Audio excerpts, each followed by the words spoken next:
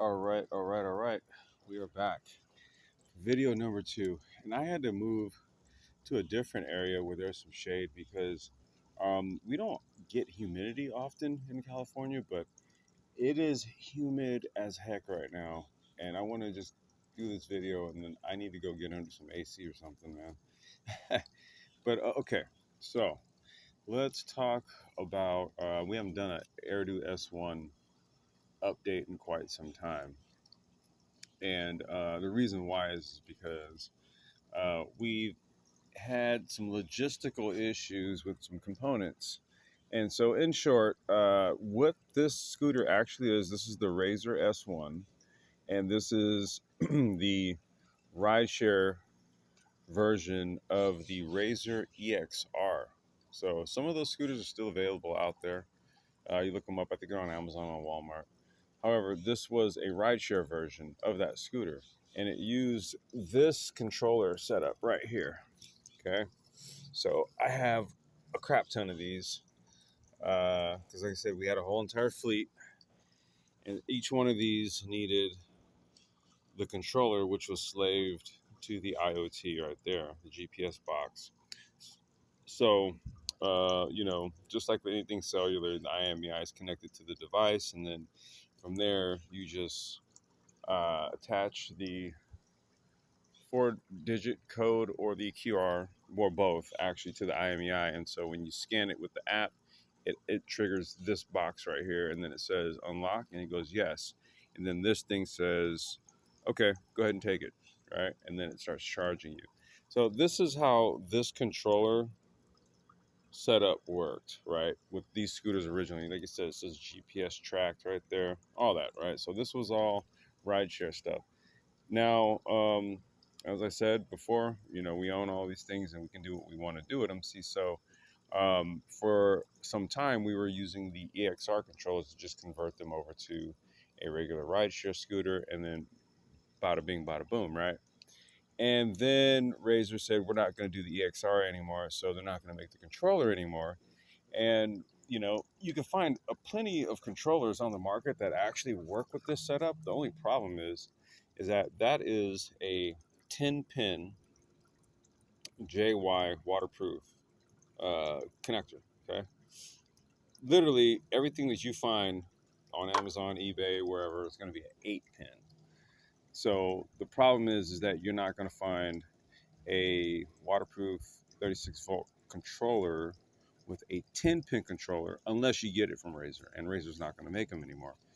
So what is the next option? Well, here's what we just went and did here. Went and got this nice little setup right here.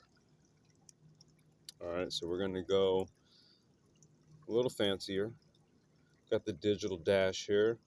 Got the controller here. Here's a brake. I'm waiting for the motor cable, adapter, and the throttle to show up. And then I was hoping to maybe have this thing running by tonight. But essentially what you got to do is now, from the motor all the way up, all the stuff's got to go. Okay. And then you got to replace it. So hence, I need the throttle and the adapter cable. So it's a female that plugs, the female plug on this end, the 9-pin motor wire plugs in right there. And then on the other end plugs into the 3-phase, which is these wires right here, right? These are the 3-phase. And the Hall, let me see, I think this is the Hall right here. This one right here. I think this, is that 6-pin the Hall? I think so. Yeah, this one right here. I think it's the Hall. So, yeah, that's what you have going on right here, right? That's what you have going on right here. And so from there, from the motor, you got that part set up here. There's these two, where I think the intelligent wires are, where are they? Right here, I think. I think these are it right here. Oh, no, these are the intelligent wires right here. So what this does is basically there's like base modes that you can set this to. So for example, some scooters have the rotor on the other side, right? On the other side of the wheel. Some scooters have a rotor on the right side, some of them are on the left side. So what that's going to determine is which way the wheel or the motor spins, okay? Because if you flip that around, it's going to spin backwards. So if it's on this side, it needs to spin this way. And so what you could do is you plug it up initially, and then you see which way it's going to spin the motor. If it spins it this way, don't worry about it. If it spins it backwards, then instead of like trying to reconfigure all this crap, you plug this thing in, and I think it's a year like 15 seconds or something. And then what it'll do is it'll spin it the other way. Then you go, okay, and then you unplug it, and then you leave it there. And then it'll just continue to just spin it that way. So that's what these wires are for. And this is all the other crap, the brake lever, the light, all that stuff. It's all right here. So, so basically, this stuff is going to plug all right up. And that's what we're going to be doing going forward. And just for reference, this is kind of like more of just like your basic run-of-the-mill 36-volt controller. A little less sophisticated, as you can see, than this one, right? It doesn't have like the intelligence wires or anything like that.